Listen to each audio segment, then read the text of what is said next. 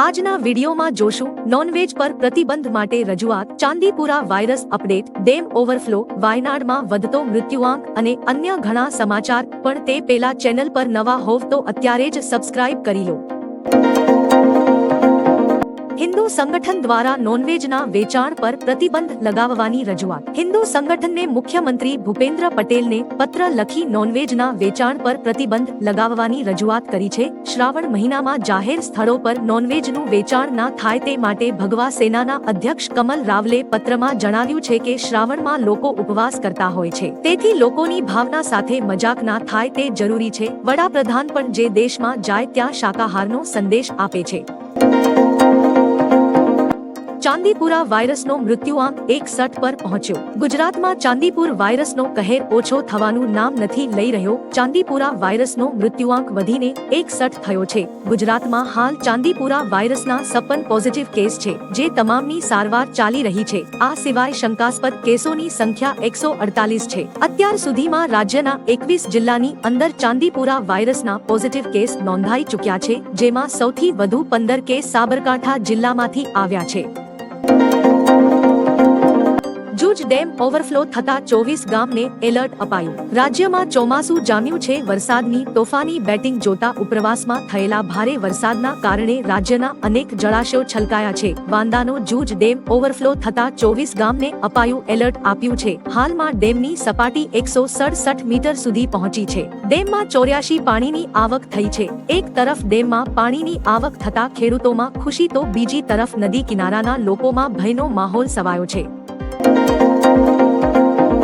Ceramic ઉદ્યોગમાં ભયંકર મંદીનો માહોલ. વિશ્વના ખૂણે ખૂણે મોરબી સિરામિક ઉદ્યોગ માટે જાણીતું છે. વિશ્વ ફલક પર સિરામિકની માંગમાં ઘટાડો થતા મોરબીના સિરામિક ઉદ્યોગ પર કાળા વાદળો છવાયા છે. માહિતી અનુસાર મંદીના કારણે અત્યાર સુધીમાં 200 જેટલા કારખાનાને તાળા લાગી ગયા છે અને હવે નજીકના ભવિષ્યમાં બીજા 150 કારખાનાને તાળા લાગશે. વિદેશમાં નિકાસ અટકી જતા મોરબીના સિરામિક ઉદ્યોગોના માલિકોને નુકસાની ભોગવવાનો વારો આવ્યો છે.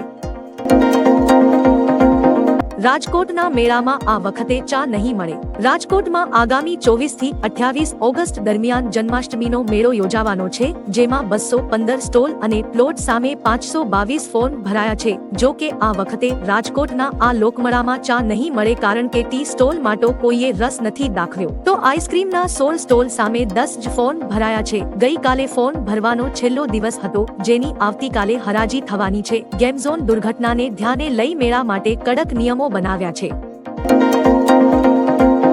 વિધાનસભામાં સીએમ યોગીનું રૌદ્ર સ્વરૂપ જોવા મળ્યું. ઉત્તર પ્રદેશ વિધાનસભામાં મુખ્યમંત્રી યોગી આદિત્યનાથનું રૌદ્ર સ્વરૂપ જોવા મળ્યું હતું. સીએમ યોગીએ કહ્યું કે હું અહીં નોકરી કરવા નથી આવ્યો. જો મને પ્રતિષ્ઠા જોઈતી હોત તો તે મઠમાં મળતી જ હતી. જે લોકો રાજ્યની દીકરીઓ અને વેપારીઓની સુરક્ષા સાથે ચેડા કરશે તેમની સામે પગલાં લેવાની જવાબદારી મારી છે. જો કોઈ ખોટું કરશે તો તેને ભોગવવું જ પડશે. અમારી આ લડાઈ પ્રતિષ્ઠાની લડાઈ નથી. આમ સિવાય તેમણે વિપક્ષ પર પ્રહાર કર્યા હતા.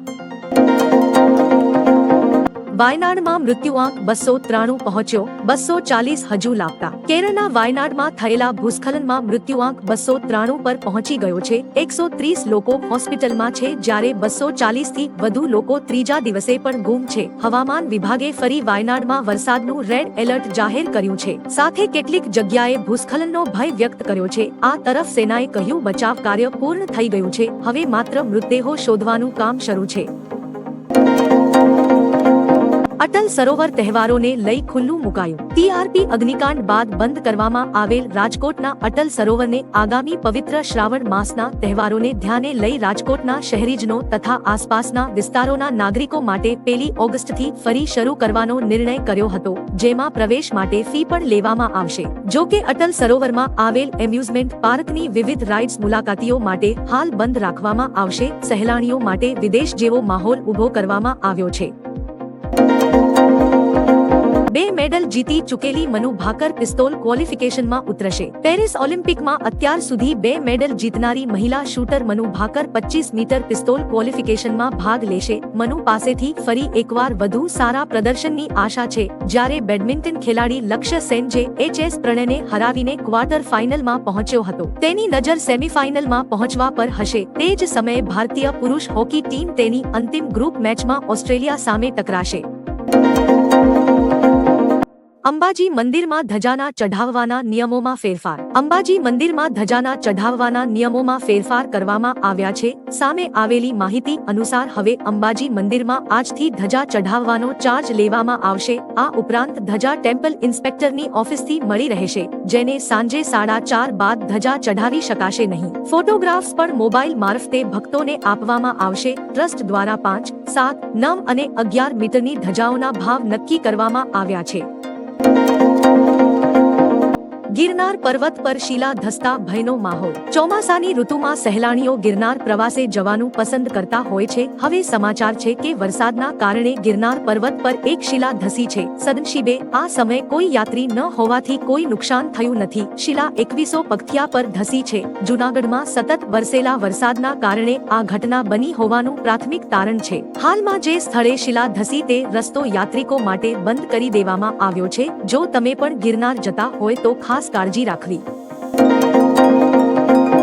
રાહુલ ગાંધીનો મોટો દાવો, કહ્યું મારા પર ઈડીની રેડ પડશે. લોકસભામાં વિપક્ષના નેતા અને કોંગ્રેસના સાંસદ રાહુલ ગાંધીએ મોટો દાવો કર્યો છે કે તેમના પર ઈડીની રેડ થવાની છે. તેમણે ટ્વિટર પર પોસ્ટ કરીને લખ્યું છે કે દેખીતી રીતે 2-in-1 ને મારું ચક્રવ્યૂહવાળું ભાષણ પસંદ નથી આવ્યું. ઈડીના અંદરના લોકોએ મને કહ્યું છે કે મારા પર દરોડા પાડવાનું પ્લાનિંગ થઈ રહ્યું છે. ખુલ્લા હાથ સાથે હું ઈડીની રાહ જોઈ રહ્યો છું. તેમને ચા અને બિસ્કિટ મારા તરફથી